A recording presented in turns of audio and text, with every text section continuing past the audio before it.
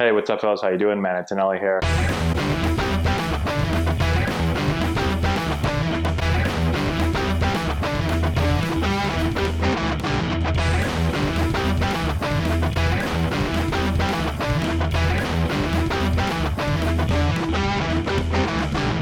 Hey, what's going on, guys? How we doing? Answering your questions today.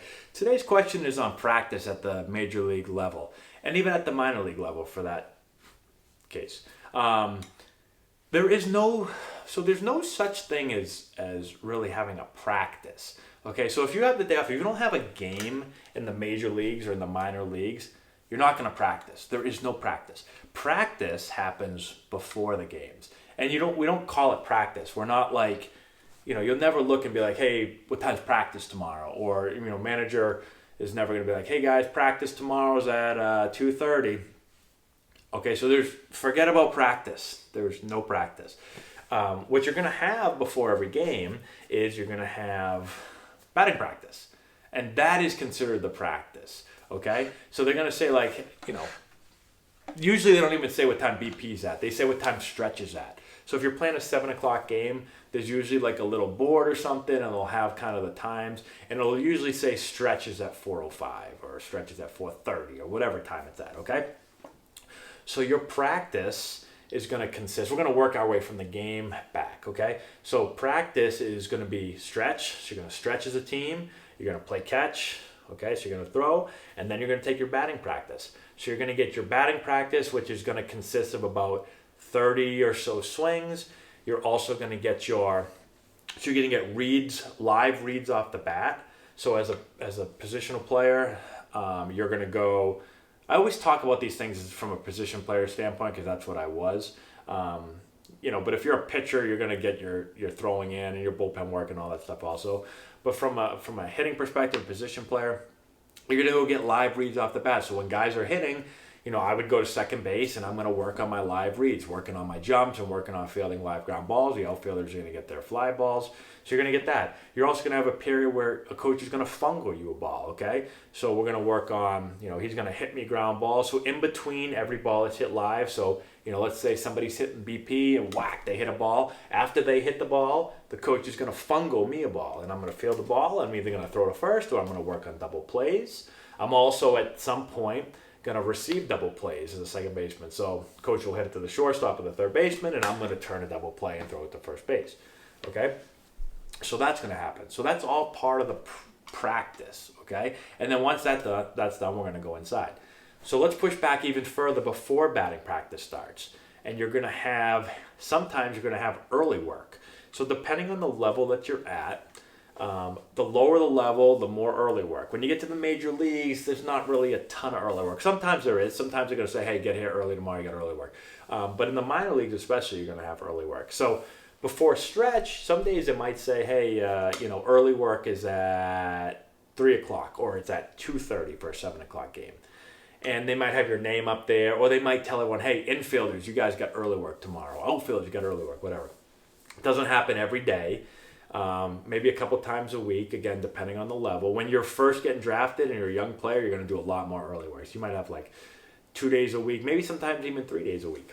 And during that early work period, that's where it's a little bit more like a feel of practice because you're only going to have maybe like just the infielders out there. Or maybe you might go out just by yourself, okay? And what early work is typically it's going to, well, I shouldn't say that. A lot of times it's defensive work, so maybe they feel like you need some work around the bag on a double play. So you'll have to go out and do early work with a coach. And he may feed you a bunch of balls, you're going to turn double plays. Or maybe you need extra ground balls. Or maybe the hitting coach says, hey, we're going to do early work tomorrow in the cage, and you've got to get down to the cage, and you're going to really work one-on-one with a coach, or maybe it's a small group of you. Again, that's your practice, but it's not really considered practice because you get games every single day, okay? So just remember that also, I should say that right now, is that, minor league schedule, you're playing almost every day. You get like 1 day off a month usually in the minor leagues. Okay, in the major leagues, you'll get a few more days off a month because the season's an extra month. But in the minor leagues, like you don't have that extra month. You end the minor league season. The regular season ends basically at the end of August.